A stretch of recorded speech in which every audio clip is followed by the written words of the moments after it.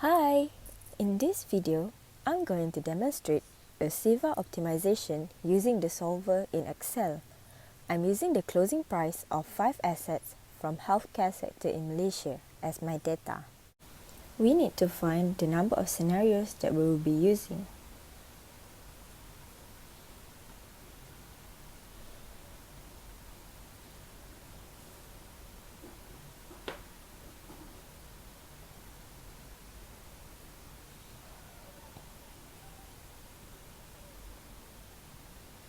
Here, we have 200 scenario returns for each asset. To find the scenario return, use the formula of final minus initial divide by initial. Drag it across and below to get all the values.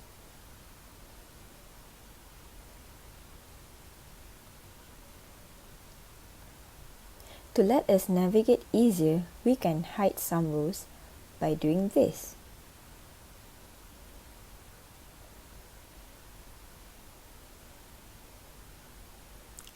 Right-click your mouse and then choose Hide.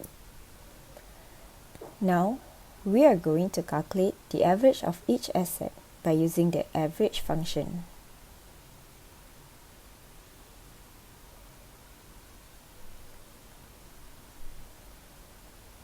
Drag it across and now we got all the values. Next, let us look at the weights. We are using equally weighted for this time and the weights will change when we use the solver. The sum of weights must always equal to 1 and we should double check this by using the sum formula.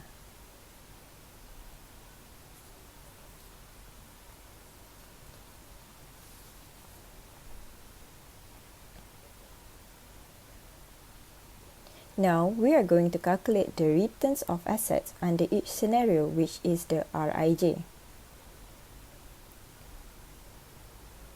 From now onwards, we are using all the data from the scenario return instead of the raw data closing price. The formula for this is scenario returns time with weights. But don't forget to put the symbol because we only want the columns to change and the row remains the same. Drag them to get the values.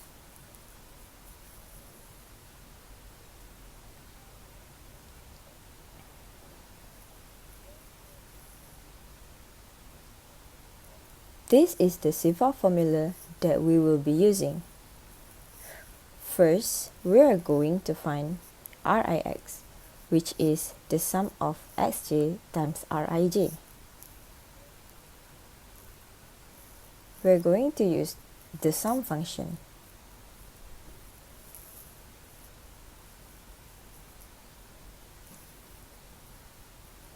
To find the v, which is var, we are going to set the alpha to 5%.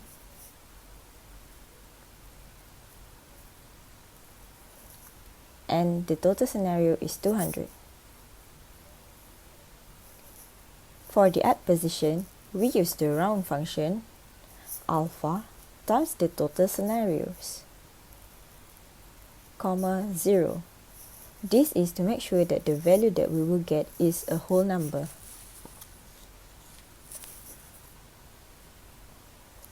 To find var, use small function for all Rix and the add position.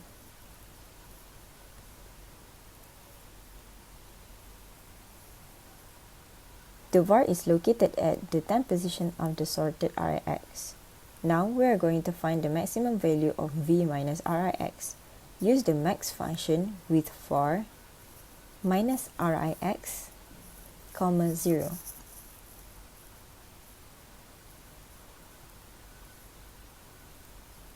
Don't forget to put the symbols.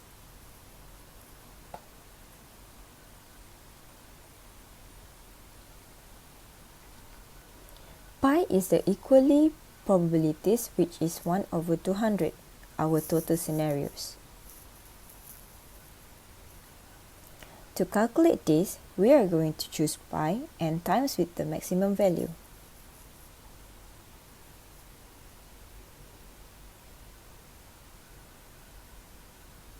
Now, we can calculate sum. Use the sum function and choose the pi time max column.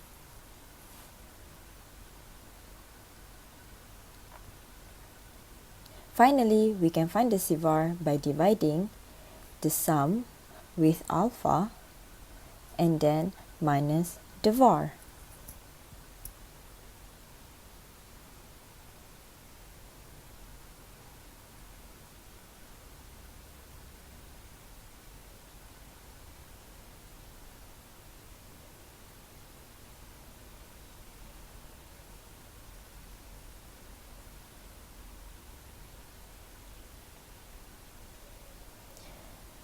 To set the target return, we use the mmult function, which returns metric product of two arrays. The first array is weights, while the second array is the transpose of the average.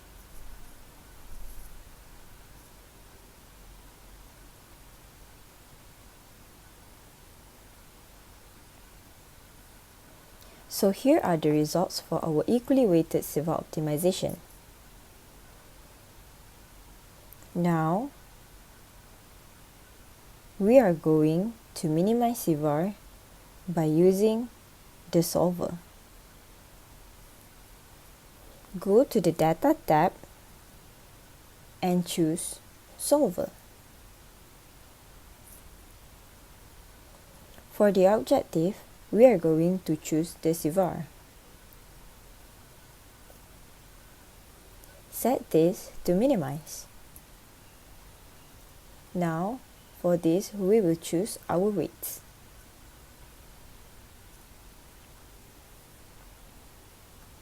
Next, we are going to add the constraint. Choose the sum weight as our cell reference. Set this to equal and this as 1.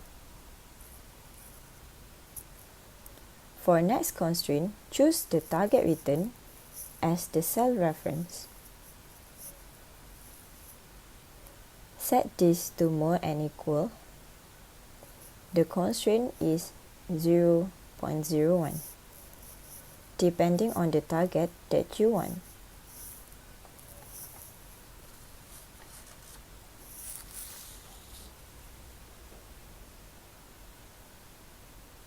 These are all the things that we need to set in the solver based on our CVaR model. CVaR as our objective, minimizing, and the constraints. Now we can solve this. Double check a few times to make sure that the CVaR value stays the same.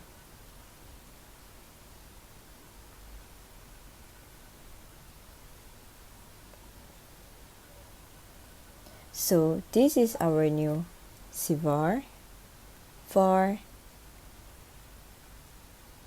target return, and also weights. We can manually check our VAR value too. First, we should unhide all the rows in order to see them clearly. Choose and copy all the values of RIX.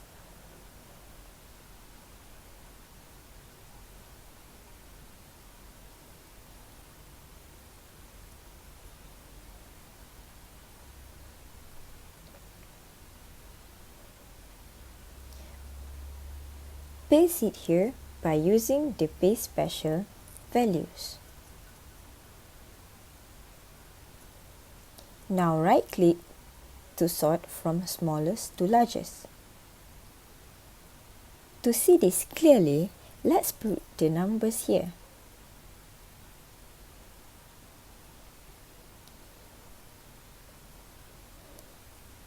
Our VAR is at the 10th position, as you can see. This is why we use the round function to get the exact position of our VAR. That is all for today. I hope you can understand how to use the solver in Excel for your CVaR optimization. Until then, thank you.